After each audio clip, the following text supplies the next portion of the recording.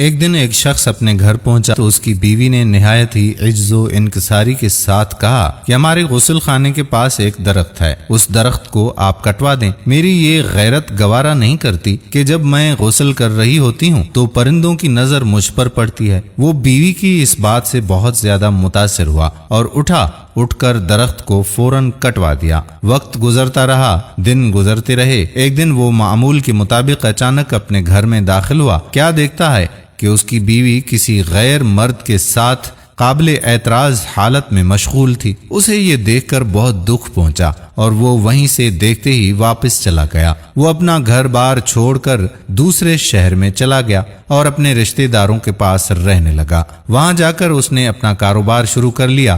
اللہ تعالیٰ نے اس کے کاروبار میں اسے خوب برکت عطا فرمائی اور وہ اپنے کاروبار کی بدولت دن دگنی اور رات چگنی ترقی کرتا گیا۔ ایک دن اس کے اسی رشتہ داروں کے گھر میں چوری ہو گئی جہاں وہ رہا کرتا تھا۔ پولیس نے مجرم کا سراغ لگانے اور اسے پکڑنے کی کوشش بہت کی لیکن پولیس ناکام ہی رہی۔ اس نے دیکھا کہ ایک شیخ صاحب کا اس کے رشتہ داروں کے گھر آنا جانا لگا رہتا ہے اور اس کے رشتہ دار اس کی عزت بھی بہت کرتے ہیں، لیکن ایک بات اس کی سمجھ میں نہیں آ رہی تھی کہ یہ شیخ صاحب آدھے پاؤں پر کیوں چلتا ہے، پورا پاؤں زمین پر کیوں نہیں رکھتا۔ اس نے کسی سے اس کی وجہ پوچھی کہ یہ پورا پاؤں زمین پر کیوں نہیں رکھتا تو اسے بتایا گیا کہ یہ پورا پاؤں زمین پر اس لیے نہیں رکھتا کہ کہیں کیڑے مکوڑے اس کے پاؤں کے نیچے آ کر کچل نہ جائیں۔ وہ شخص فوراً رشتہ داروں کے پاس گیا اور ان سے کہنے لگا کہ اگر ناراض نہ ہو تو ایک عرض کروں۔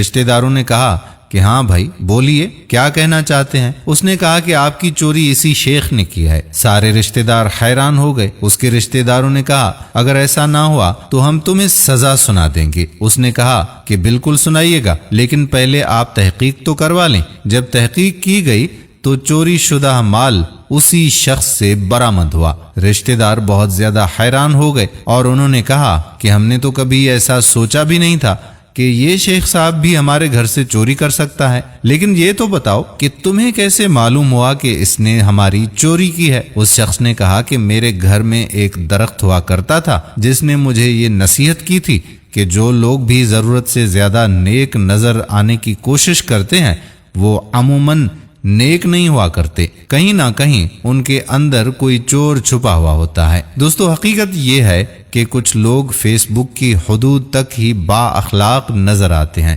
لیکن حقیقی زندگی میں جھانک کر دیکھیں تو ان کے شر سے ان کے محلے دار اور ان کے رشتہ دار، حتیٰ کہ ان کے اپنے گھر والے بھی ہمیشہ اللہ کی پناہ مانگتے رہتے ہیں۔ ایسے دکھاوے والے اخلاق اور نیک نامی کا بھلا فائدہ ہی کیا؟ دوستو، ہم امید کرتے ہیں کہ ہماری آج کی ویڈیو بھی آپ کو پسند ضرور آئی ہوگی۔ اگر ویڈیو پسند آئی ہو تو اپنے دوستوں کے ساتھ شیئر بھی ضرور کیجیے گا۔